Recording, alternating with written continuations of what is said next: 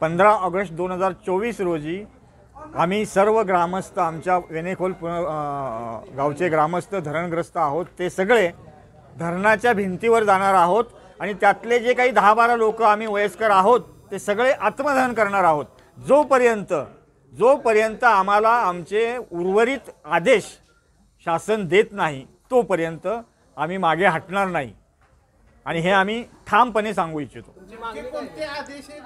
आमची मागणी ही आहे की आम्हाला जमीन वाटपाचे आदेश जे 10 जणांचे काढायचे थांबवलेत आणि त्यासाठी कलेक्टरनी माननीय कलेक्टर साहेब यांनी प्रांत अधिकाऱ्यांच्याकडून अधिकार काढून घेतले फक्त उरमोडी प्रकल्पग्रस्तांपुरते।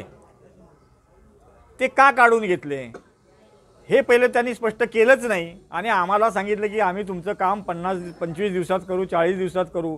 ज्या प्रांत अधिकाऱ्याकडे काम दिलंय त्यांनी आम्हाला सांगितलं की माझ्याकडे स्टाफच नाही आहे, माझ्याकडे काय बसायला पण जागा नाही आहे आणि मी हे बघण्यासाठी आणि हे करण्यासाठी मला 40 दिवस लागतील। ह्या सगळ्या गोष्टी असल्यावर आम्ही थांबू शकत नाही। नेमकं कोण आहे नेमकं ह्या मागे सगळे दलाल जे जयकुमार गोरे आमदार आहेत म्हसवडचे मान तालुक्याचे स्थानिक आमदार त्यांनी महसूल मंत्र्यांसोबत हितगुज करून जे काही हे घडवलंय त्याला ते सर्वस्वी जबाबदार आहेत आणि सगळ्यात मोठी जबाबदारी खरं म्हणजे कलेक्टर साहेबांची येते की ज्यांनी काहीही न बघता डायरेक्ट महसूल मंत्र्यांचा म्हणा किंवा जो कोणी मंत्री असेल त्या मंत्र्यांच्या आदेशाला घाबरून म्हणेन मी घाबरून IAS ऑफिसर घाबरत नाही। मला 30 वर्षाचा अनुभव आहे, कुठलाही IAS अधिकारी घाबरत नाही अधिकारी आणि हे घाबरले आणि त्यांनी हा आदेश त्यांनी काढला आणि त्यामुळे आमच्या धरणग्रस्तांचं मरण झालं। म्हणजे आमच्या हातात तोंडाशी आलेला घास हिसकावून घेण्याचाच हा प्रकार आहे, दुसरं काय।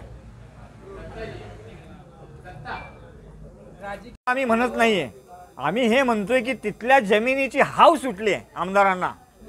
म्हणजे आम्ही ज्या जमिनी 2013-14 पासून पसंत करून त्याची मागणी केली 21 मध्ये आमची मागणी पहिली आहे, ती मागणी करूनही जर तिथे हे आमदार साहेबांचे दलाल त्याच जमिनीवर मागणी करत असतील तर तो त्यांचा हावरटपणा आहे असं आम्ही मानतो। आणि तेच जयकुमार गोरे आहेत ना, दुसरं कोण आहे? स्थानिक मान तालुक्याचे आमदार कोण आहेत?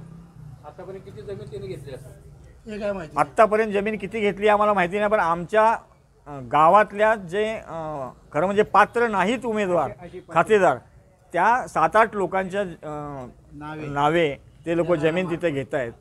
आत्ता तुम्ही म्हणाल की हे त्यांचं नाव कुठे?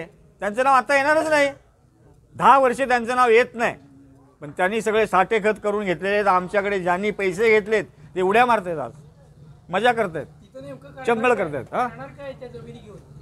जमिनी घेऊन करणार काय आहे मला माहिती नाही। जयकुमार गोरे तिथं बंगले बांधणार आहेत का अजून काय करणार आहेत मला माहिती नाही, पण त्या आमच्या जमिनीच्या बाजूलाच MIDC होते, भारतातली नंबर 2ची MIDC तिथे होत असल्याने तिथे विमानतळ होतोय असंही आम्ही समजतोय, ऐकतोय, बघतोय। ह्या सगळ्या गोष्टी होतात, जिल्हा होण्याच्या मार्गावर आहे म्हसवड, त्याचं मुख्य ठिकाण होणार आहे आणि म्हसवड शहराच्या 2-2.5 किलोमीटरवर आहे आमचं सगळं जमीन आणि गावठाण आहे। तर हे त्यांना दिसतंय डोळ्यासमोर आणि एवढी चांगली जमीन आम्ही सोडणार कशी हा त्यांचा खरं समज असणार आहे आणि म्हणून त्यांनी हे सगळं षडयंत्र रचलंय।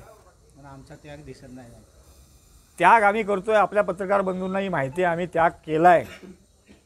तुम्ही प्रत्यक्ष येऊन आमच्या गावालाही भेट द्या असं मी म्हणेन आणि बघा आमची परिस्थिती काय आहे ते।